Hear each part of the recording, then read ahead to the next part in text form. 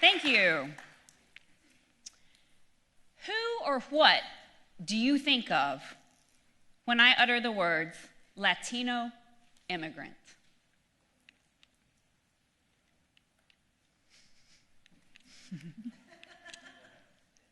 We're going to get it. One more. No. Do you think of Julie and I? Qué bueno. Gracias. Ah, perfecto. Some of you may think of people crossing the border at night, here to take our jobs, use our social services, and not give anything back. Some of you may think of a charity case, someone who deserves our pity. But what Julie and I are here today to do is to dispel these two stereotypes about Latino immigrants. We're going to talk to you about change. We're going to talk to you about compassion. And we're going to talk to you about community. So if you listened to Pedro's talk earlier, you may already be thinking differently about Latino immigrants because he is a success story. He has created change. And you may be channeling one of our great American gurus, Mr. Fred Rogers, and thinking, these are our new neighbors. And in fact, it's true. They are the newest members of the South Carolina community. The prophecy is coming true, as Dr. Wells would say. So we know from the US Census that approximately 5.3% of our population in South Carolina is now Latino. And that's probably an undercount because not everybody gets counted in the census. But that's a 148% increase since 2000.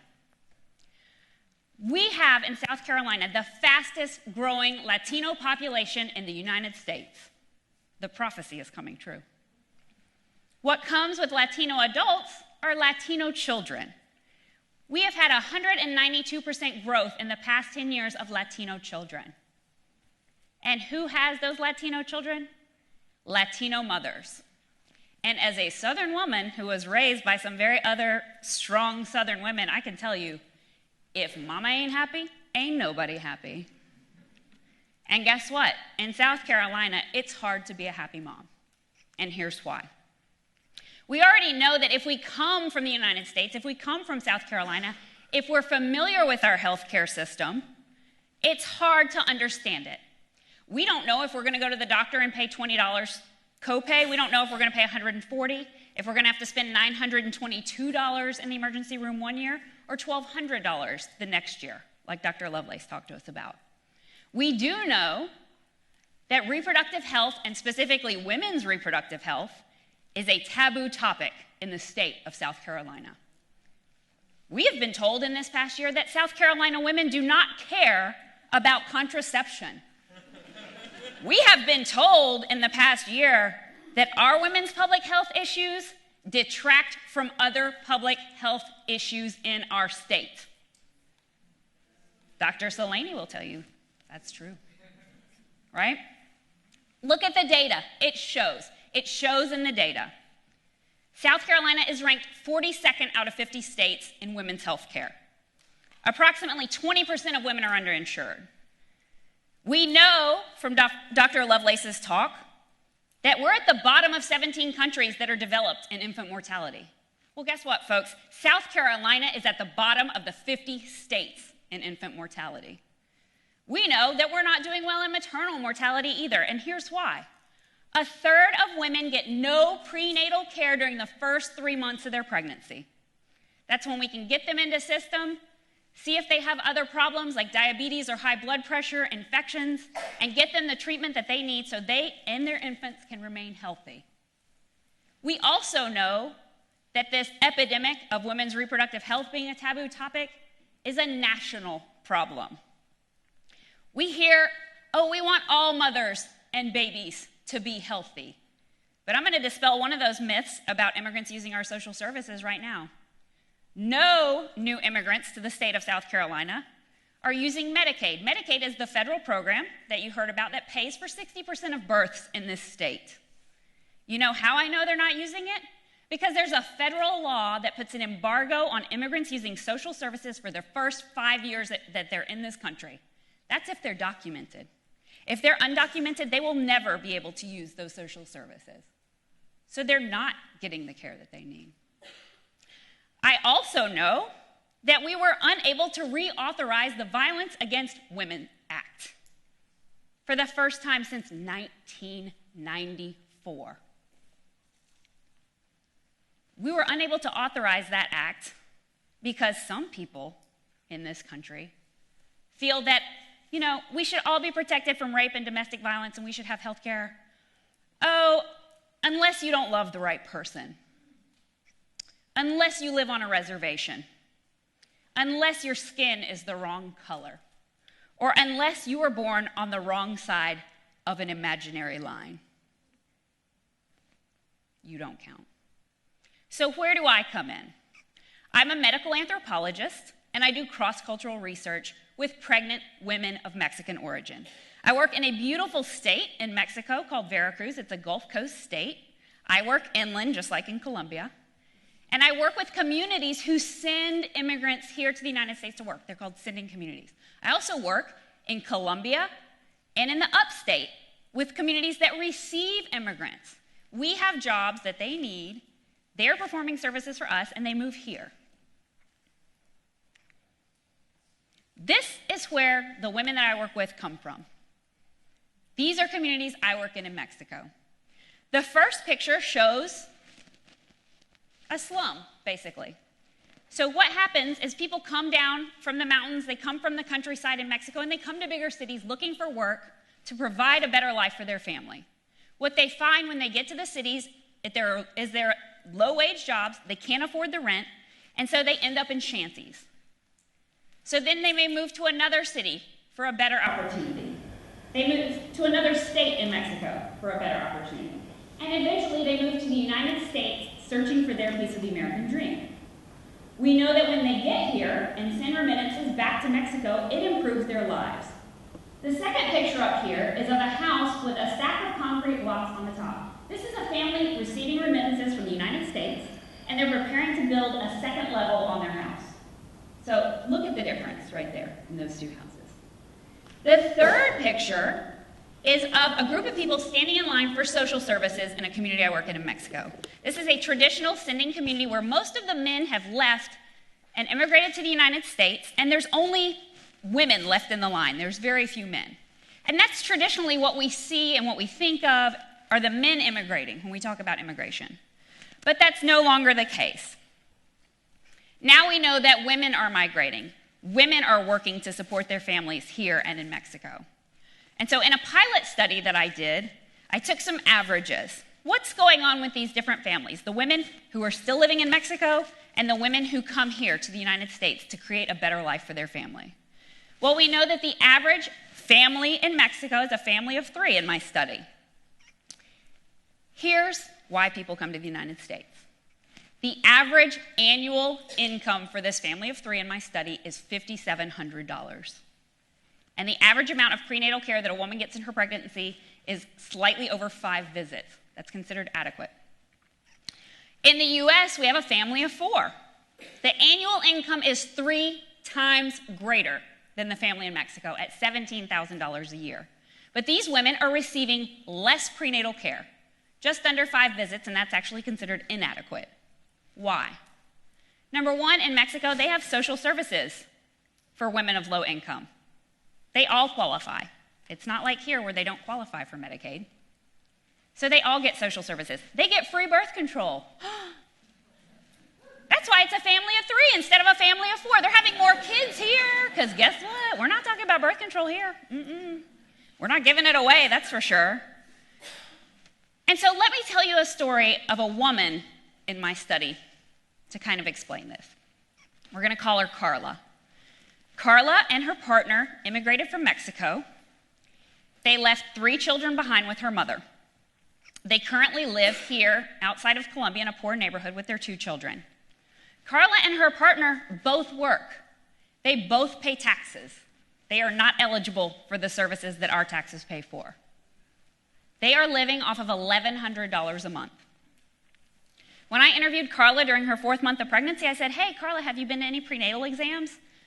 And she said, no. And I said, well, do you think prenatal care is important? And she said, oh, yeah, I had it with my other pregnancies in Mexico. And I said, well, why haven't you been to a prenatal exam? And she said, well, I'm waiting until the 5th month when I can get my ultrasound and see that my baby is okay. And I said, okay, anything else? And she said, well, money's tight, and the visit costs $20, and that's a lot for us because we're sending money back to take care of my kids in Mexico. And we don't have a car, and we don't live on a bus route, and transportation is really difficult. So I went back and interviewed Carla after she had had her beautiful, healthy baby boy. The outcomes were great, and we know that. We heard that earlier. Recent immigrant outcomes are better than people who have lived here in the United States. But if we follow Carla and 5 years down the road she has another baby, we know that her outcomes won't be as good. So I asked Carla, how many prenatal visits did you get? And she said 3. And I said, did you get your ultrasound? And she said, yes. And I said, how much did that cost? $400. Remember, they're living on $1,100 for their family of 4 here and sending remittances back to Mexico every month to take care of her other 2 kids. So this is a problem, right? These are the barriers that my women that I work with in the United States face. Money. They don't know how much the visit is going to cost. They don't know how much the ultrasound is going to cost. They can't take time off of work. Transportation. They may not have a car. They may not live on a bus route. Social support is a big one. This is a family that I worked with in Mexico. I'm just interviewing the pregnant mom, but all the women in her family turn out to hear what's going on. So they leave their families behind. And this is the really sad part. Attitude. This is just a piece of the attitude that my women deal with in South Carolina on a daily basis. And the attitude is bad enough, but this attitude breeds another barrier, and that is fear. So what I want you to do is ask yourselves, as South Carolinians, as neighbors to Latino immigrants, what can we do to change this attitude, to reduce this fear for our new neighbors? And one of the things we can do is we can be a community, and we can have compassion for people who share our American dream. And that's what my colleague Julia is going to talk to you about right now.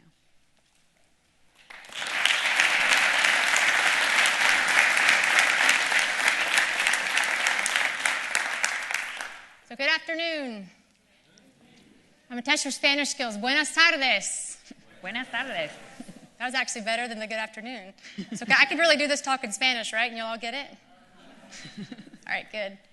My name is Julie, and I'm the founder and director of a community-based organization called PASOs.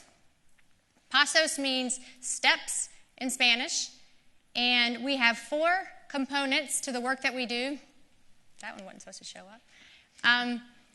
Our work is about steps that individuals, families, communities, and that our state can do to help make sure that our new Latino immigrant neighbors are able to be healthy and have the well-being that they desire for their families and that we, of course, desire for all of South Carolina. So what do we do in Spanish? We started with reproductive health education.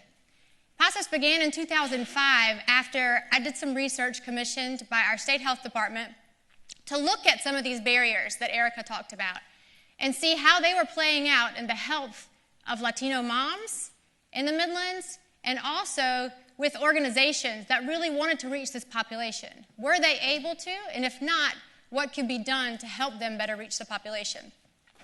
So I began, after presenting this research, when Palmetto Health and some progressive folks there said, hey, okay, you've convinced us there's an issue, now go do something about it. So I began with a series of prenatal health classes and quickly expanded into other reproductive health topics and began having conversations with groups of Latino women. And as they began to share some of their stories and their concerns, we expanded into community outreach so that we could reach more folks. We then added on a component of individual help in navigating the barriers and the challenges that you just heard about. And lastly, added on advocacy, and I'll touch on each one of these pieces in just a minute. In 2008, as other health systems around the state began to hear of PASOs, they were impressed mostly with the fact that finally there was an organization that existed that was able to develop trust with our Latino neighbors. And trust was one of the hardest things to get because, as Erica mentioned, that big barrier of fear was almost bigger than any other thing that this population faced. But PASOs, we pride ourselves, me and my fabulous team of about 14 folks and 80 community leaders, on doing things in a way that establishes trust and maintains that trust. So as we begin to expand, we've reached out to 13 different counties, which are the ones you see in blue. So what exactly do we do? Breaking it down a little bit, we provide community-based education. So we go to where folks are, where they feel safe, and we provide education in their language, respecting their culture and their traditions, and really, most importantly, focusing on their strengths. And that's really key there because it's a group of people that really bring a lot of healthy habits with them, as you've heard a couple times today, and we want folks to be able to keep those healthy habits in place and even find ways to teach us some of their healthy habits. We teach on everything from teen pregnancy prevention to breastfeeding, domestic violence, prenatal health, and the list goes on. We provide individual navigation and support, so one-on-one help in a safe way so folks can say, hey, I really want to learn to be a better parent and provide parenting skills to my partner so that we can help raise our child right. But I'm afraid to reach out to some of these organizations. How do I do that, and what's the best answer? And can you help me learn the skills to do those? We work one-on-one with folks to help build those skills. We do community outreach. Again, not waiting in our offices at the School of Public Health at USC for folks to come to us, but we go to where folks are and where they feel safe. So the slide you see in front of you is a health outreach event that we had in conjunction with another organization at a Mexican tienda, or a store, where folks were shopping and they were able to sit down and get information about resources and how they could be healthy and achieve well-being. We also work with migrants who are here over the summer. You've probably seen folks that come through during the summer months to pick our fruits and our vegetables. We do our best to reach out to them where they're available, and it's usually while they're working, because they don't get a whole lot of time off.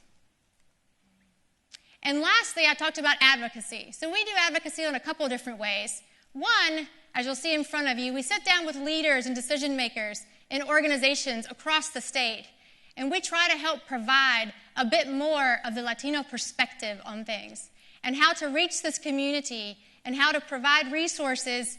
And we also work on the other side with the community, saying, hey, these are your rights in this state, and these are your responsibilities. And we help to build a bridge that makes the system work easier. On another level, we provide advocacy in speaking up and educating about harmful policies and practices, such as this one, which is our latest anti-immigration bill, SB 20, and the Taco Sid crisis, which is what I like to call it. So yes, we've got 4 components breaking down what we do. It's a little bit hard to explain and understand sometimes. Why? Because we don't just do one thing. We do a bunch of things, and we're trying to attack that problem at all angles because we know if we only concentrate on one aspect of it, nothing's ever going to change. So in 2009, something really, really cool happened that changed the way that PASOs work and changed the way that I thought about the work we do and the people we work with.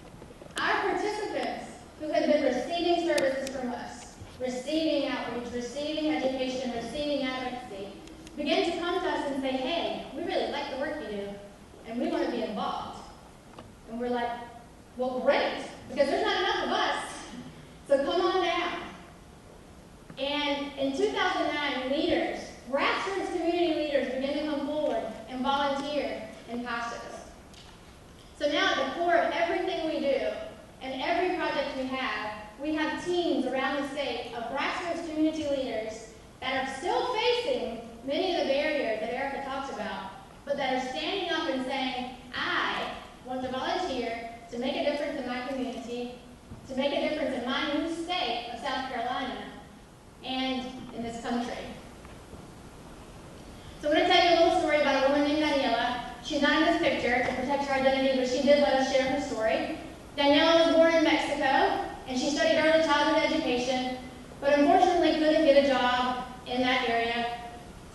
chose to take a job working at the local radio station, reaching folks through the airwaves. She realized that she had a knack for it. She had a good voice and people responded to the information she shared. So she worked there for a while, then unfortunately had to leave that job because her husband also had graduated from college and wanted to look for a job in his field. After about a year of traveling around different parts of Mexico, looking for work, and suffering lots of financial difficulties, they decided they were going to move to the United States, because many before them had shared that that was where you could pursue an American dream. Daniela packed up a few things, said goodbye to her family, not knowing when she'd see them again, if ever, and moved to the United States. She was filled with excitement. She was ready to be productive and put all of her new skills into work in order to support her family, both current and her future family she would have. However, for Daniela, it didn't quite turn out that way. During her journey and the years that ensued, she suffered a lot of abuse and discrimination that she'd never expected. Abuse in the workplace. She struggled to learn the English language and couldn't find English classes where she was able to attend due to her heavy work schedule. She suffered discrimination, isolation, eventually depression. And after 9 years of living in the United States, she still had not been able to find work in the area that she had studied. So when Daniela came across PASOs, she said for her it was like a glimmer of hope. She said, you know, maybe this is a way that I can put into practice my skills and my passion and my desire to make a difference. Even if it's not necessarily what I studied, it's a way for me to reach others and to feel like a little bit more of that dignity and that excitement that I had when I left my country. So now Daniela is leading prenatal classes in Spanish in her community. She does workshops in her neighborhood on immigrant rights. She's helping folks overcome the barriers that she faced when she first got here. And perhaps most exciting, she's leading a radio show in Spanish over the Latino radio station where she's telling other people about things that they can do to overcome barriers. Like Daniela, we had many success stories. In front of you, you'll see a slide of 30 Latino leaders, grassroots immigrant leaders here in the Midlands area.